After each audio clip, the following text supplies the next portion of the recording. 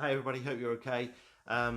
Usually I'm going to load this onto Facebook first as a live broadcast and I will load it onto our other platforms. So today we're going to do a bit of strength work and a bit of balance work as well, okay? But everything matches into functional activities for everyday life. So things that we will utilize throughout our everyday. I'm just repositioning my camera so you get a bit of a better view of the whole body. This is one that you will add in after you've done your circulation booster, your warm up, you've done your CV session, and you come in and do this as part of your strength workout.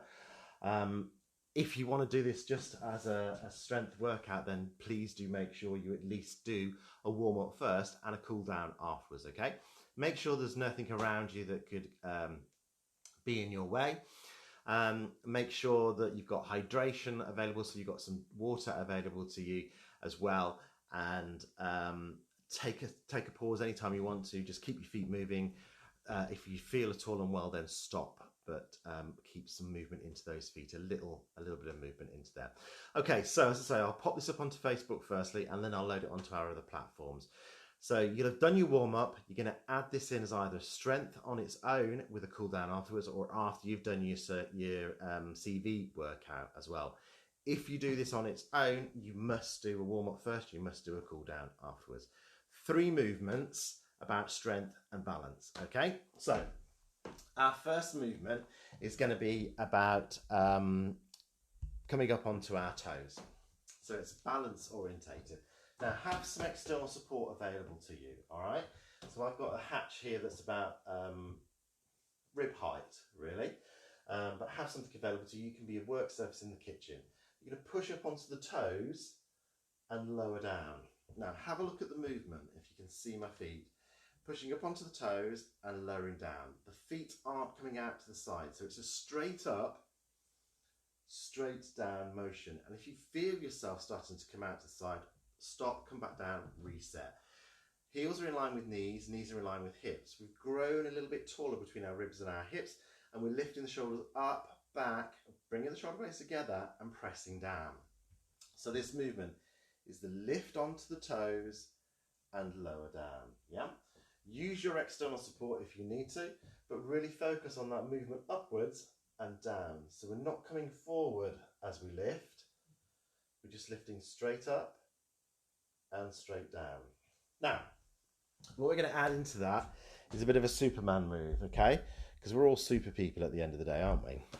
So we're going to walk the fingers up the wall at the same time. So just imagine I've got a wall here, okay? I can come around the side, but there's a huge glare coming in through there, and you can't see in fact. So imagine I've got a wall in front of me. My hand is on the wall, and I'll show you this from the back in a minute. I'm going to lift up and walk my fingers up the wall, reaching as tall as I can, and then coming back down. This is what it looks like in real life, yeah? So lifting up, walking the fingers up, and then bringing them back down. Okay, and then you change to the other side. Why? Why, you ask? Okay, getting something out of a cupboard, yeah? It's much better that we can do that with control and balance and stability than actually lunging up. We paused for some reason then.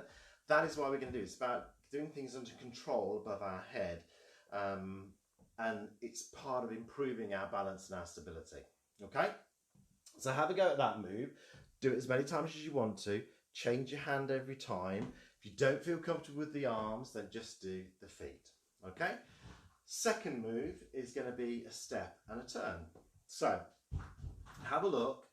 I'll show you from the front firstly, and then I'm going to show you with support options, and I'll also show you a seated option. In going back to that first move, in your seated option, if you wanted to do it sat down, you can do exactly the same. I forgot to show that, I do apologise. We're in the front third of the chair, we lift our heels off the floor onto our toes, and again we reach and try and extend through the body as you do that. Okay, so the move is exactly the same. Standing position firstly, then I'll show you with support, and I'll show you in a seated position. So, I step forward, heel down, toe down, onto the toe at the back. I'm then going to turn away from this front leg, trying to keep my hips locked, under control, back in, and then powering through that front leg to come to a standing position. Sideways on, looks like this. So I step forward, heel down, toe down, onto the toes at the back, turn away from that leg that is forward to the center, power back up. If you are using some external support, the foot that is closest to the wall, to where the support is, the one that's going to stay back, and the other step is going to step forward. So heel toe forward, onto the toes at the back, turn towards your support, back into the center, power through your heel to come to a standing position. Now with your support, make sure your hand is further forward than your shoulder, so that when you step forward, your shoulder is level with your hand. If I put my hand here and step forward, I'm now taking myself straight out of balance because my arm is behind me, so I'm in an awkward position. Yeah. If you're utilising your support, do a few on one side and then take as many steps as you need to turn to the other side, and away you go again. Stepping, turning, in, powering back through. Feet are about shoulders width apart, with that's a base of support, good base of support for you. In our seated position, then in our front third of the chair, heel comes forward, toe down, a little hip hinge from the front, turn away from the leg that is forward, back in, come back up.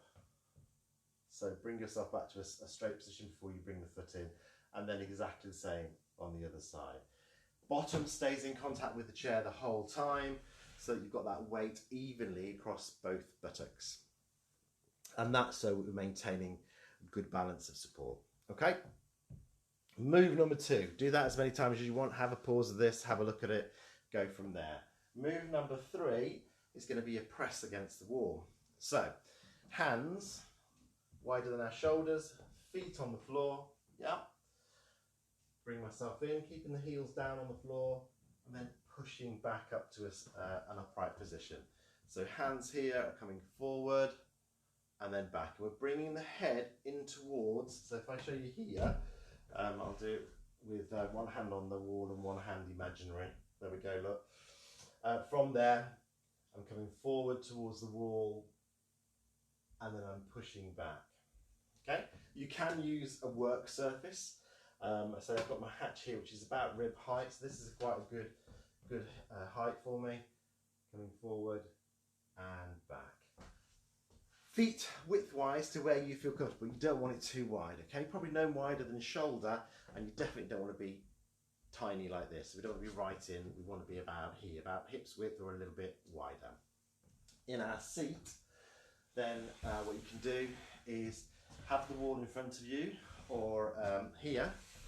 Yeah, look, I'll show you on this one. I've got the dining room table here.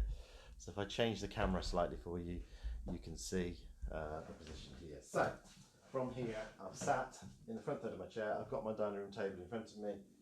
I'm coming down and pushing back up. Likewise, you could do it against the wall. So if you've got a wall close by, you can bring your chair to face the wall. Hands out, shoulders width, forward and back. Ideally, you want to bring the hands up to about shoulder height, so you're working into your chest. Okay, so there's 3 moves that you can utilise that are strength and balance based. Have a go at them. As I say, add them in after you've done your circulation boosting, your warm up and your cardiovascular, and do a cool down afterwards. Or if you just want to do that sort of movement, do a warm up, do some strength work, do a cool down, but make sure your warm up is a good quality 10-minute at least warm up. Okay, as always, any questions, any comments, any feedback, any requests, please let me know, and I'll see you real soon. Take care everybody. Bye bye.